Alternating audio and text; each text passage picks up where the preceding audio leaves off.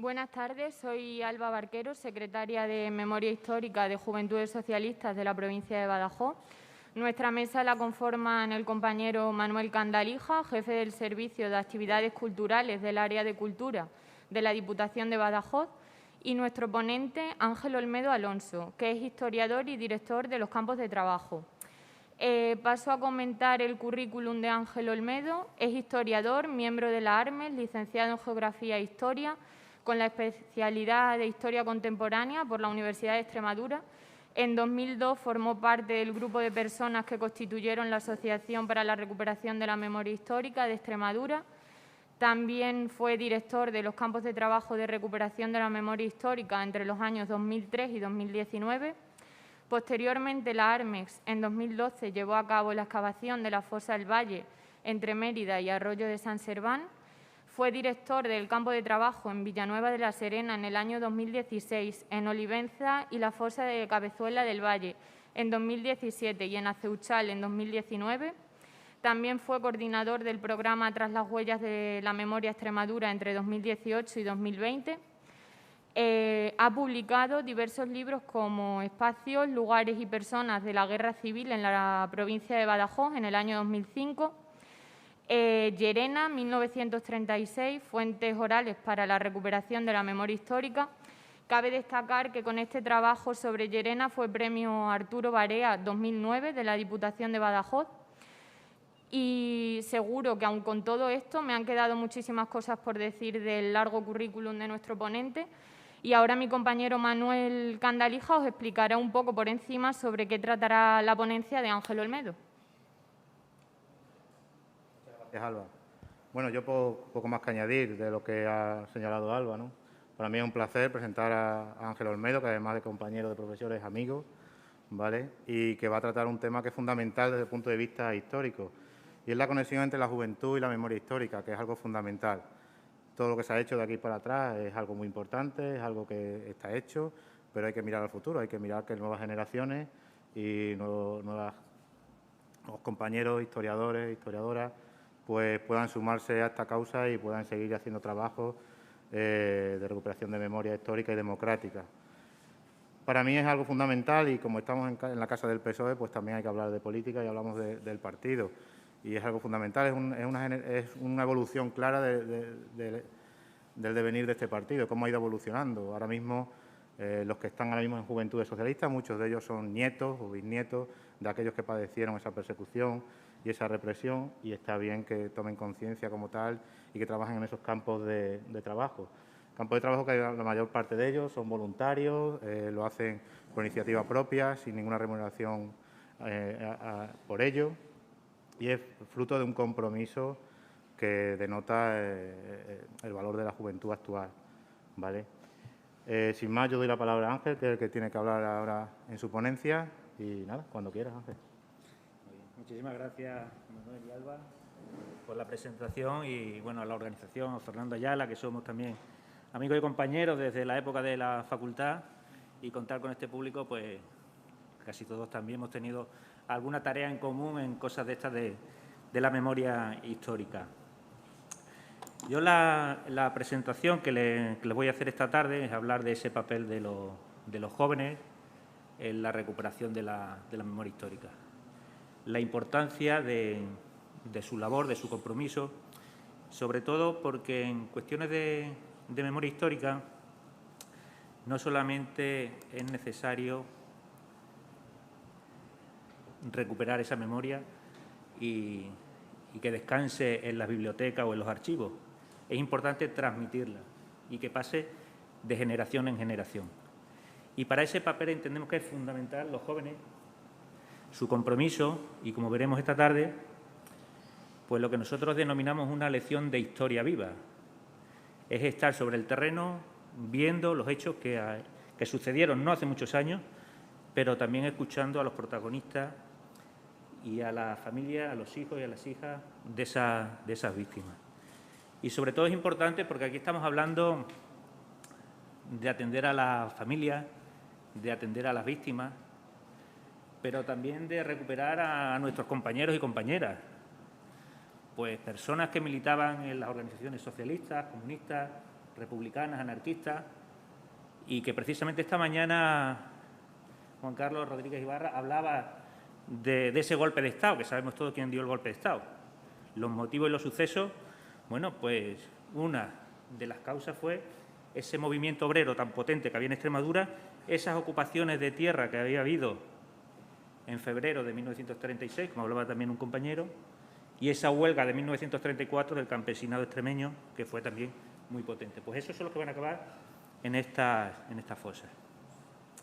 Yo le he planteado que sea muy didáctico, voy a poner muchas fotos ya como excusa un poco, iremos comentando. Esta en concreto fue de Llerena, ahí está Candela, por ejemplo, es una de las compañeras que está ahí excavando, que está trabajando.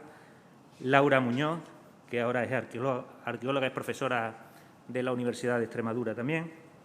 Y bueno, un grupo de jóvenes voluntarios en 2 fosas que excavamos allí en el año 2005. No me voy a parar mucho.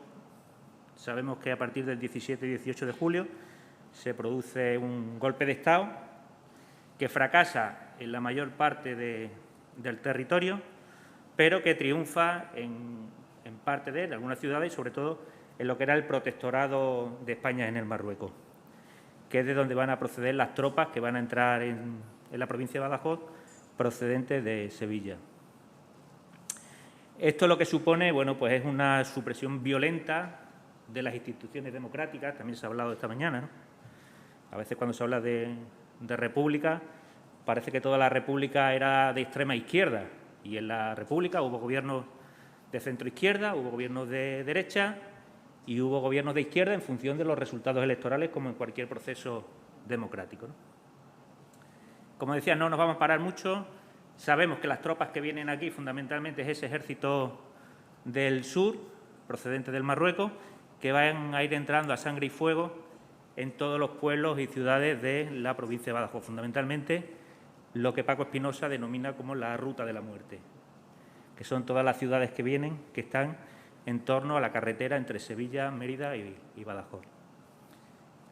Y la forma de ocupación de estos pueblos pues va a ser como estaba acostumbrado el ejército español en el Marruecos, que era entrar a sangre y fuego para ejercer el máximo terror y mantener a la población controlada para que una vez que siguiera avanzando y ocupando otro pueblo, esa retaguardia no se sublevara en contra de esas tropas ocupantes. Por eso se explica esas grandes matanzas en prácticamente todos los pueblos y ciudades de la provincia de Badajoz. En la mayoría de ellos no había habido represión republicana. Son más bien excepcionales los casos en los que había habido algún tipo de represión republicana.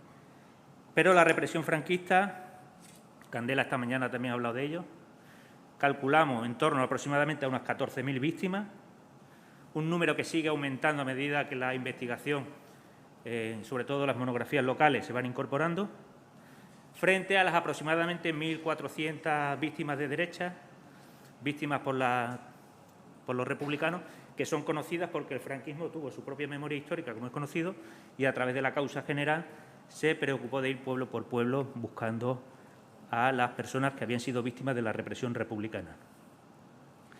Y me gustaría centrarme en la importancia que tuvo el primer campo de trabajo en Alburquerque en el 2003 y contar la historia de Rosa Casanova Roca, porque nosotros situamos el inicio de la memoria histórica como la conocemos actualmente desde el punto de vista científico con esta primera actuación que se hizo en Alburquerque en el año 2003. Hasta entonces, se ha comentado esta mañana, había habido apertura de fosas en la transición, pero sin una metodología científica en la que se intentaran recuperar los restos y al mismo tiempo estudiarlos para procurar identificarlos. Bueno, pues Rosa vivía en Valencia y se presentó un día en el Ayuntamiento de Alburquerque siendo Ángel Vadillo alcalde. Y esta señora contó que ella en 1936 vivía allí con su padre, Martín Casanova, que era alcalde republicano de Alburquerque, un alcalde de izquierda republicano moderado, que era empresario, había venido desde Cataluña, había montado fábricas de corcho y la oligarquía de la comarca se había puesto en contra suya porque él pagaba a sus obreros un salario digno, cosa que lo veían como una agresión esos otros empresarios o capitalistas, como se decía en aquella época, por la forma en que él atendía a sus trabajadores. Esta señora estaba a punto de dar a luz cuando fue detenida. Martín pasó a Portugal cuando es ocupado Badajoz para salvar la vida, pero ella no quiso ir porque estaba en un avanzado estado de embarazo y veía que podía tener riesgo para su salud. Y como no había hecho absolutamente nada, su único delito era ser la esposa del que era alcalde democrático de Alburquerque, pues se quedó allí. Y Rosa nos contaba que una mañana se presentaron en su casa unos falangistas y se llevaron a su madre. Y ella nos decía, con su edad, dice, nunca me perdonaré que yo no hiciera algo para que aquellos falangistas no se llevaran a mi madre. Y nosotros decíamos, Candela, ¿te acuerdas?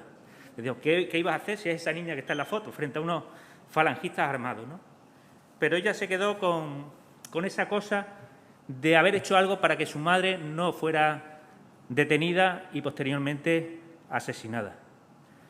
No solamente fue su madre, fue la maestra, fueron varias mujeres de Alburquerque, junto con otros muchos hombres de la comarca. Y además, curiosamente, creemos que fue una represalia tras la muerte de José Antonio Primo de Rivera. De alguna manera se extendió que había que dar un escarmiento y hasta Alburquerque, se pueden imaginar ustedes, hasta Alburquerque llegaron esas represalias, porque el día 21 de noviembre fue asesinada esta señora junto con Carmen, la maestra, y otra serie de personas de esta localidad. Bueno, no solamente que fueran asesinadas, nos ahorraremos un poco los detalles, pero los testimonios que hay en Alburquerque de las situaciones que sufrieron previamente a su asesinato nos pondría los pelos de punta. Sobre todo una persona, como decíamos, que estaba a punto de dar a luz. Pues este alcalde,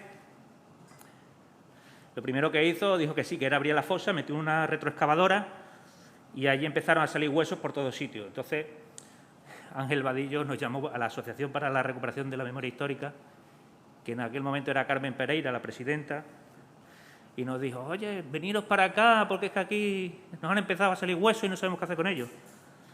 Y en efecto nos presentamos una mañana, Carmen y yo, con el alcalde, lo estuvimos viendo, y sobre la marcha, yo trabajo en el Instituto de la Juventud, entonces Dirección General de Juventud, propusimos la posibilidad, porque entonces no había ley de memoria histórica ni la del 2007 del Estado, ni la del 2019 nuestra, ni teníamos experiencia en aperturas de fosas, ni había nada. O sea, lo hicimos un poco a las bravas, pero nos arriesgamos y dijimos, vamos a presentar un proyecto. En aquel momento era Paco Muñoz, el consejero de Cultura, y Leire Iglesias era la directora de Juventud. Y la propuesta fue montar un campo de trabajo con voluntarios, con un equipo de arqueólogos y forenses.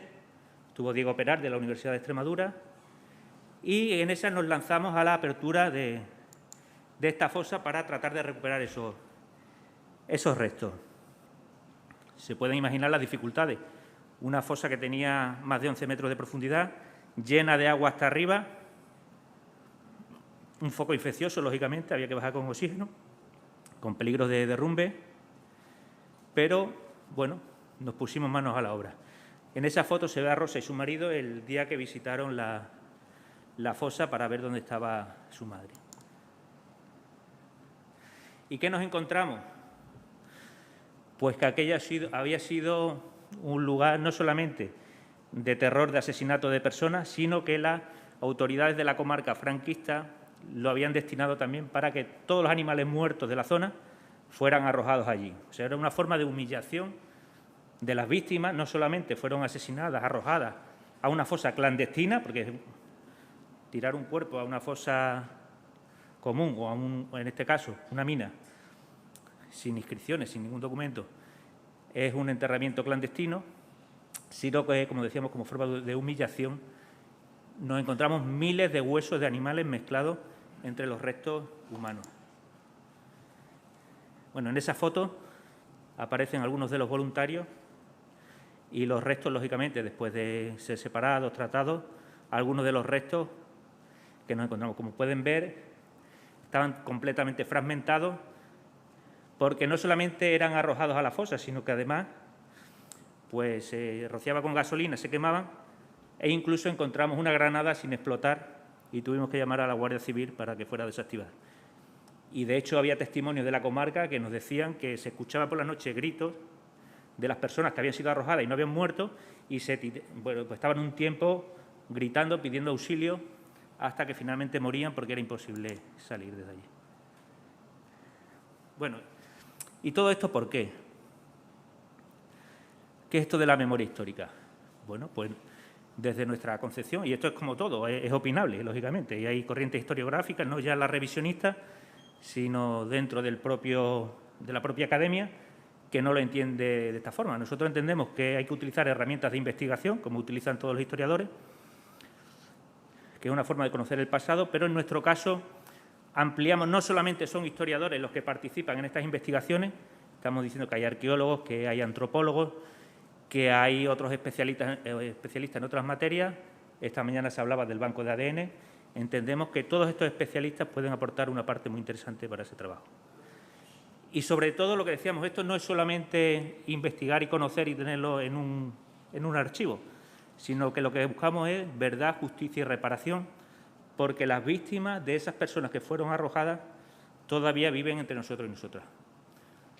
No son, cuando aparece una fosa de la época romana, un enterramiento, y dice, bueno, pues a saber quién será. Pero es que aquí, como decíamos, la señora Rosa, los hijos, los nietos están presentes siempre que abrimos algún tipo de esta actividad. Y suele pasar que nos encontramos muchas veces de algunas personas que se oponen o que no quieren, que dicen que esto es lo de reabrir heridas, que esto es mejor dejarlo así, y suelen ser estas personas que recetan el olvido aquellas que tuvieron o sus familiares tuvieron algún tipo de responsabilidad con lo que sucedió con estas víctimas que nos estamos encontrando. Por eso decíamos la importancia de esta experiencia con estos campos de trabajo. Bueno, ahí está Enrique, que viene a continuación de ponente, su experiencia en Olivenza, junto con Celia Chávez, nuestra antropóloga, que estuvo también colaborando en este proyecto. Vamos a hacer un repaso muy por encima de lo que es un campo de trabajo, en qué consiste, pero sobre todo lo importante, como decíamos, para nosotros es que son actividades públicas. Cuando hablamos de recuperación de la memoria histórica, hablamos de un movimiento social, de dar a conocer el miedo que tenemos cuando esta mañana se hablaba de que el Estado tiene que centralizar todo, lo tiene que hacer. Vemos un riesgo si la sociedad civil, si las asociaciones que durante todos estos años, que en la época de Rajoy las asociaciones han mantenido el estandarte, si ahora se vuelca todo sobre el Estado, nos podemos encontrar como lo que está sucediendo en Andalucía, que cuando hay un cambio de gobierno y es contrario a la memoria histórica, se puede venir todo abajo. Si las asociaciones no son fuertes, si no tienen equipos especialistas para abrir fosas, si no tienen la experiencia necesaria, puede ser un riesgo en situaciones como las que decíamos, en las que todo ese trabajo se pueda perder. De hecho, nosotros aquí hemos tenido continuidad desde el 2002, desde el 2003, como decíamos, a veces la mayoría con apoyo de la Administración, ha sido con el Premex y con la Consejería de Cultura, hemos ido siempre de la mano, pero en épocas de gobierno del Partido Popular, en el caso de Extremadura, nuestra asociación ha seguido abriendo fosas. En el 2012 abrimos la de Arroyo de San Serván, precisamente con un apoyo del Gobierno central en aquella época de la última convocatoria de la etapa de Zapatero. Entonces, por eso decimos que es importante que las asociaciones, y además cada una especializada en su terreno o prestando atención a aquellas tareas que entiende que son fundamentales desde su punto de vista, pues que sean entidades fuertes y que estén preparadas. Bueno, las entidades organizadoras, como decíamos, ya lo comenté al principio, ¿cómo surge esta iniciativa? Pues fue un convenio de colaboración entre la Asociación para la Recuperación de la Memoria Histórica de Extremadura y entonces la Dirección General de Juventud, actualmente Instituto de la Juventud de Extremadura. Y, lógicamente, siempre cuando hemos buscado o hemos determinado la zona donde se iba a intervenir, se consensuaba con el PREMES en función un poco de la urgencia o de las posibilidades que se ofrecía, porque lógicamente para llevar a un grupo de jóvenes pues hay que tener una serie de infraestructuras, apoyo de un ayuntamiento y una serie de requisitos para que funcione perfectamente esa actividad. Bueno, aquí podéis ver algunas de las actividades que hemos hecho. Esas en concreto eran de Escurial, estas son de Aceuchal. Y como decíamos siempre, con los familiares se acercan, ven lo que se está haciendo, se les explica, aportan datos, recogemos testimonios y en todo ello pues participan los voluntarios como uno más. Y decía Manuel que no cobran. No solamente que no cobren, sino que pagan. Pagan una cuota simbólica, lo cual es de reconocimiento pues para estas personas que en los días más calurosos de todo el verano y una actividad de tanto trabajo como es una excavación arqueológica, en el pleno mes de julio, pues se vayan 15 días de su tiempo libre para dedicarlo a un trabajo, a una labor social, ¿no? Pero yo creo que la experiencia resulta muy enriquecedora. Como decíamos, el equipo está formado por un equipo de especialistas, pues de arqueología, antropología. Tenemos también coordinador de ocio y tiempo libre, porque lógicamente es una actividad de excavación, pero no solamente se hace excavación, no solamente se hace historia, no solamente se hace recogida de testimonios, sino que hay unas actividades los fines de semana, normalmente, o las tardes, que se dedican pues para otro tipo de actividades, ¿no? Y los objetivos, como decíamos, pues son eso, buscar, localizar, recoger testimonios, investigar, que los jóvenes, porque además vienen jóvenes no solamente de Extremadura, sino de otras comunidades autónomas, y se quedaban asombrados que Extremadura, porque esto no se hacía en ninguna otra comunidad del Estado, se han hecho experiencias de este tipo. Y hemos tenido de Andalucía, de Cataluña, de Asturias, de Galicia, incluso en ocasiones de otros países. Recuerdo que en la primera de Alburquerque vinieron 2 chavales de Polonia, que apenas hablaban castellano, y una de las actividades pusimos la película Ay Carmela, y bueno, hay una escena en la que hay una serie de presos de las brigadas internacionales que están detenidos y están cantando, y se quedaron asombrados, claro, porque eran polacos y estaban escuchando lo que estaban diciendo y se preguntaban cómo estos polacos acabaron aquí en España y luego fueron fusilados, ¿no? Pues ese tipo de experiencia es lo que da ese intercambio también, esa convivencia para este grupo que participa.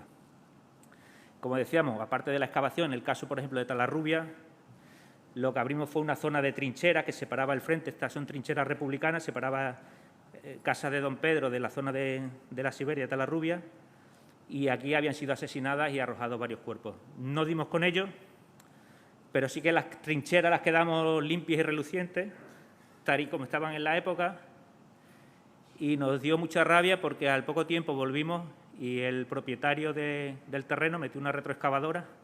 Nuestra ilusión es que se hubieran dejado para poder visitarlas, porque merece la pena, pero metió una retroexcavadora y volvió a taparlo y destruyó el trabajo que habíamos hecho de limpieza. Como decíamos, se hace un trabajo científico, no solamente siguiendo los protocolos que hay a nivel nacional que nos marcan cómo hay que hacer la excavación, sino la propia Consejería de Cultura. Cuando decíamos que en Extremadura no había ley que amparara la apertura de fosas, nosotros con la Consejería de Cultura esto se daba un tratamiento como una excavación arqueológica, para lo cual se presentaba y se presenta un proyecto de excavación avalado, lógicamente, por un equipo especialista y con los permisos necesarios de los dueños del terreno para intervenir y la financiación que tiene que llevar para ponerlo en marcha. Y en ese sentido la Consejería de Cultura nos autorizaba, y en algunos casos que se ha presentado la Guardia Civil, pues nosotros hemos presentado nuestra documentación diciendo que es una excavación arqueológica reconocida por la Administración y que cumplía todos los requisitos, ¿no? Bueno, lo que decíamos, aparte de la excavación, pues se hace esa intervención, la recuperación de los restos. Traigo aquí una foto curiosa de Mérida, esa que aparece ahí. En el caso de Mérida localizamos 4 fosas en las tapias del cementerio. Eran miles de huesos, se habían llevado, en algún momento se llevaron los huesos largos, los cráneos, excepto esa persona que quedó en una esquina. Se ve que como no se hizo con un método científico se les olvidó, no llegaron.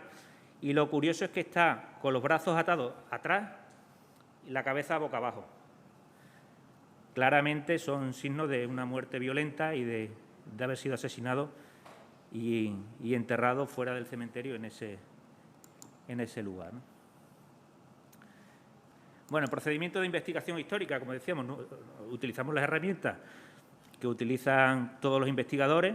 En nuestro caso, prestamos muchísima atención a lo que son los registros civiles, la investigación de archivos, la recogida de los testimonios orales, que para nosotros son fundamentales, que algunos historiadores o algunas corrientes están en contra, dicen que la memoria no puede ser historia, pero nosotros decimos que si no fuera por estos testimonios orales, muchas de las fosas que hemos abierto no hubiéramos sido capaces de localizar dónde estaban.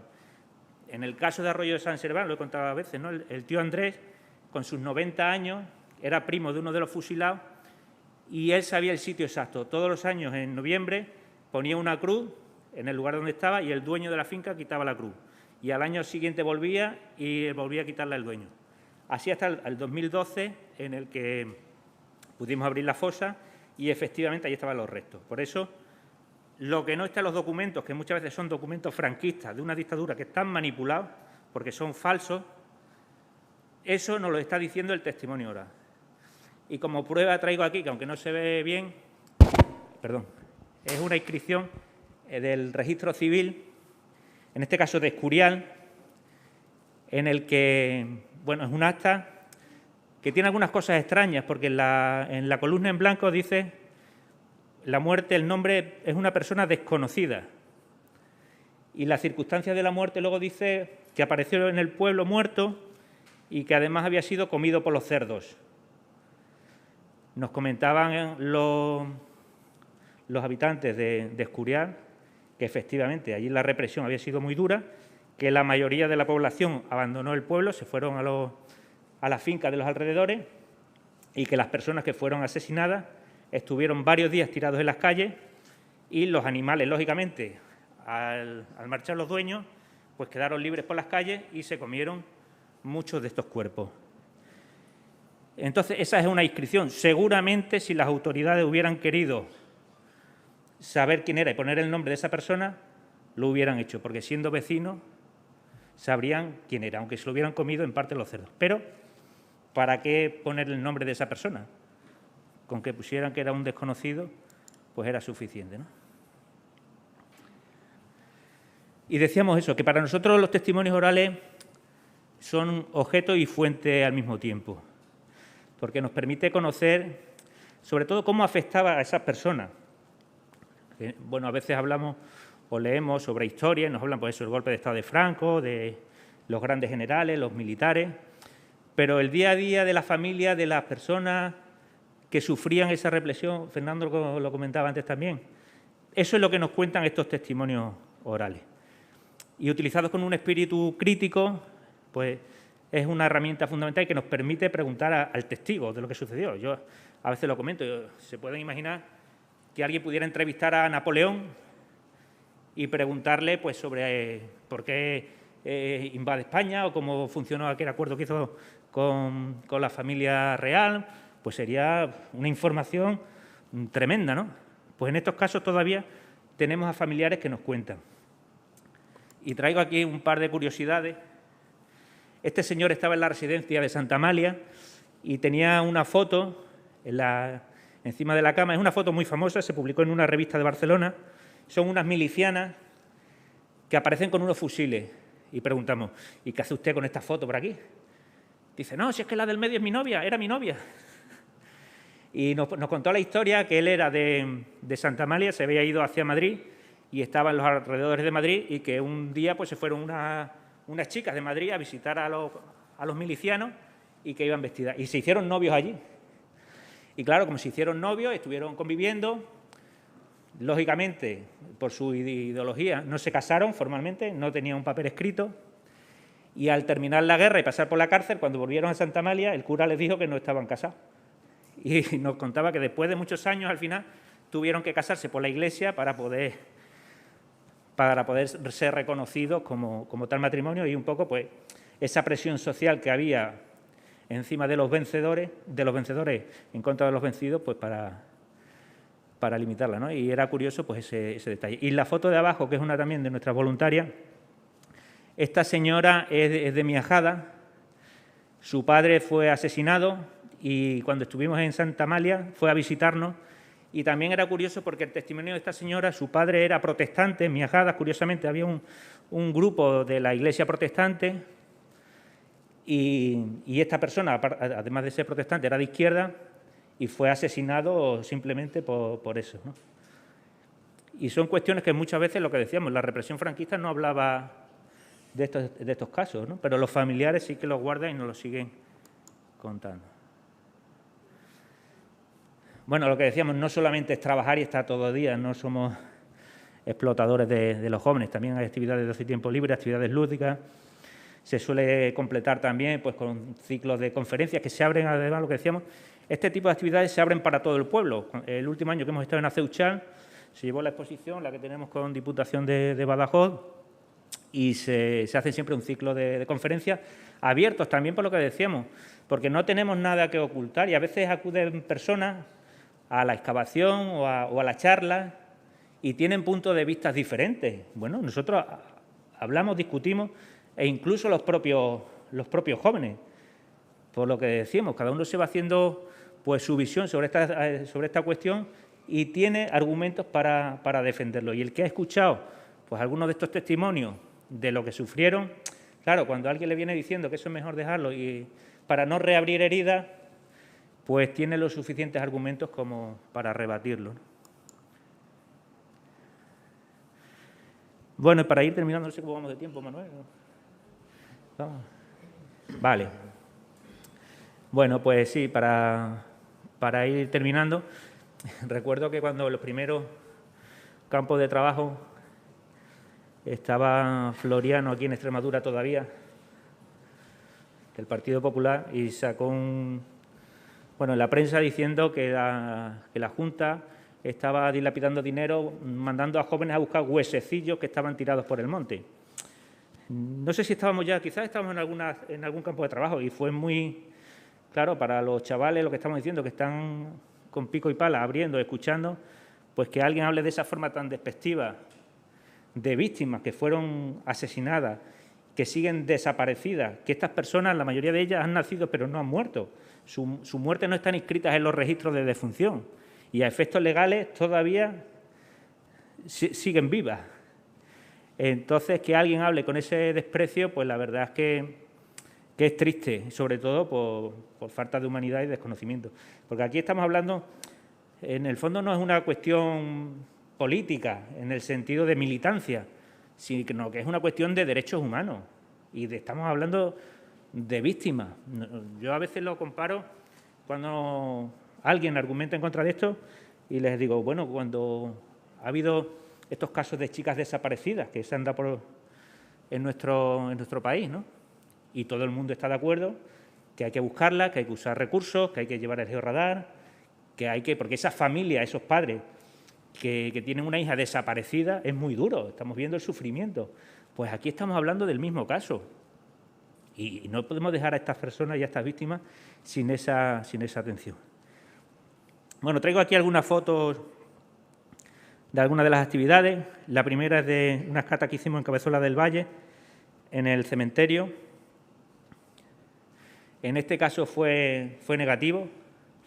Estábamos buscando al que era alcalde democrático de Piornal, a Cándido Pérez, y también, bueno, fueron asesinados Cándido el alcalde, su hermano que luego fue guerrillero, y al suegro de Cándido que también fue asesinado. Y según los testimonios orales estaba en una zona del cementerio de Cabezuela y estuvimos excavando, pero no conseguimos dar con ellos. Posiblemente, al construir y aumentar el cementerio, hubiera quedado debajo de algunos de los pasillos que se han echado de cemento o algunos de los nichos que ya se han construido.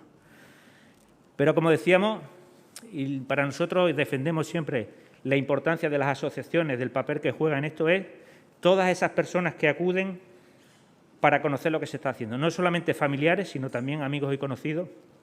Al final es una forma de socializar, de dar a conocer y transmitir esa memoria. En la foto de abajo lo que se ve es una piedra, si se dan cuenta es una piedra, ¿no? Y debajo de la piedra hay huesos. Esta foto es de Escurial y nos encontramos pues con una víctima, como decíamos, que no solamente había sido asesinada, sino que incluso alguien colocó una piedra encima de ese cuerpo asesinado y enterrado en una fosa clandestina. Es lo que decíamos, ¿no? Ese afán de, no solamente de quitar la vida, sino de humillar a esas personas, ¿no? Como decir, os hemos matado, os hemos torturado, estáis aquí, pero encima os voy a poner una piedra para que no os podáis levantar nunca, ¿no? La otra foto es de una familia de Santa Amalia también que se fueron al exilio. Su padre, bueno, su abuelo era del Partido Comunista y se fueron a Francia, y cuando se enteraron que íbamos a excavar en Santa Amalia, se vinieron en verano y bueno, ahí tenían hecho el árbol genealógico de toda la familia, de lo que había sucedido, y las fotos, bueno, pues de las que habían recuperado para darlo a conocer. Bueno, y esta foto es de Llerena, como decíamos, que quizás ha sido de las fosas más grandes que hemos localizado. Eran en realidad 2 fosas, más de 40 cuerpos.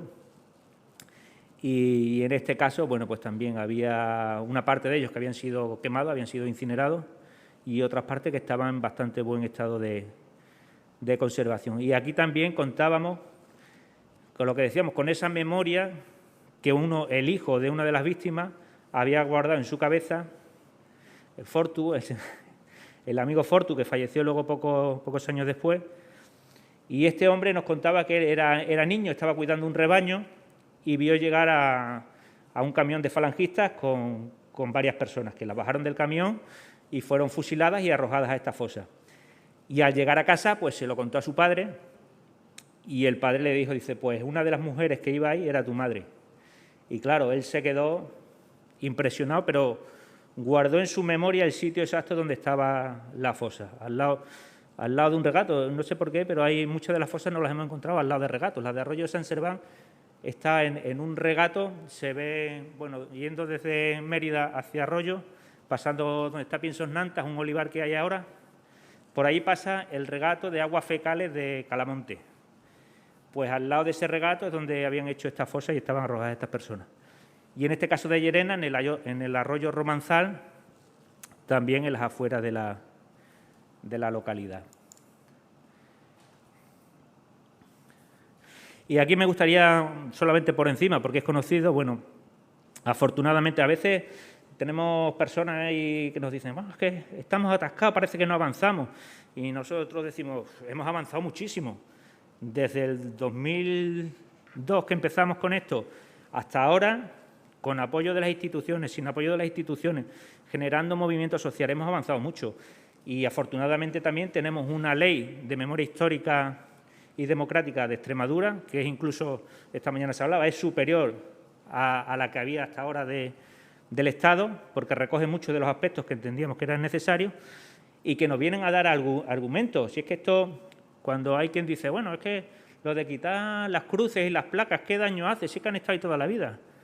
Es que son vestigios, son símbolos, y es que además hay una ley, la de Extremadura, pero la del 2007, que dice que eso hay que quitarlo, que hay que retirarlo, que hay que cumplirlo. Si es que no es que sea un capricho nuestro, sino que es que viene recogido, y por lo que decíamos, por esas personas que aparecen ahí en la foto. A nosotros nos lo han contado muchas veces estas víctimas. Dice, oye, yo paso en Guadiana del Caudillo, antes de Badajoz, de personas, familiares víctimas de la matanza de Badajoz, y que hubiera un pueblo al lado en homenaje a un genocida. Decía, yo es que paso por ese pueblo y se me revuelve el estómago. O paso por delante de una iglesia y veo ahí una placa dedicada a José Antonio Primo de Rivera. O veo una cruz de los caídos en lo que todavía se observan la simbología franquista. Es que son símbolos franquistas, no son símbolos religiosos. Son símbolos que pagaron los ayuntamientos y que servían de exaltación para para la exaltación de la dictadura y al final para hacer calar ese mensaje de un régimen, como decíamos, que olvidaba a una parte de la sociedad. Y para ir terminando, lo que decíamos, en resumen, pues es un trabajo de solidaridad, de ilusión y sobre todo de compromiso de los jóvenes, que muchas veces se habla negativamente de la juventud extremeña y de la juventud en general, Pero aquí lo que decimos es que se apuntan voluntariamente, a nadie se le obliga. Y tenemos muchísima demanda para todo este tipo de actividades. Lógicamente, en estos últimos años, el año pasado y con lo de la COVID, no se ha podido hacer. Esperamos que se puedan recuperar pronto y, si no con ese formato, con otro, pero seguiremos trabajando. Sobre todo, por lo que decíamos, resumiendo, es una experiencia de historia viva. O sea, esto no es que lo leas en un libro, es que lo estás viendo, lo estás excavando y estás escuchando los testimonios. Han pasado más de 250 voluntarios en las 10 ediciones. Tenemos una cantera de jóvenes. Poníamos antes el ejemplo, bueno, Candela Chávez, coordinadora del PREME. Está también Laura Muñoz Encinar, como decíamos. Está Enrique, que está aquí con nosotros también, dirigente concejal, además historiador.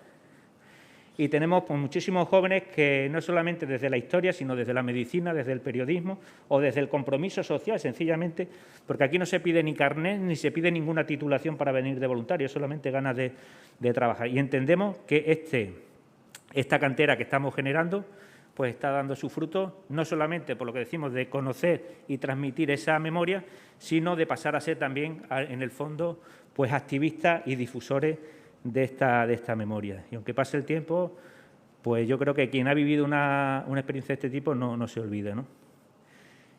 Como decíamos, lo importante de garantizar esa pervivencia de unas generaciones a otras y para nosotros, y confiamos que con esta ley, que ese movimiento social y asociativo que existe, pues que se tenga en cuenta, que se cuente con él, que está a disposición. Y para cerrar, pues, bueno, ahí tenemos algunas fotos de lo que se hace una vez que se recuperan los restos, porque muchas veces nos dicen, uy, la que se va a montar en el pueblo. Pues no se monta absolutamente nada. Se hace un monumento en el cementerio, se ponen los nombres de las víctimas y se realizan homenajes y reconocimientos a los mismos. Y yo invitaría, o me gustaría que todas esas personas, ahora que estamos escuchando determinados discursos de dirigentes políticos que apelan o defienden o reclaman como herederos del franquismo, que deberían visitar alguna de estas fosas y ver lo que sucedió con ese fascismo para que nunca más se vuelva a producir y estemos vacunados. Así que, por mi parte, muchísimas gracias y encantado.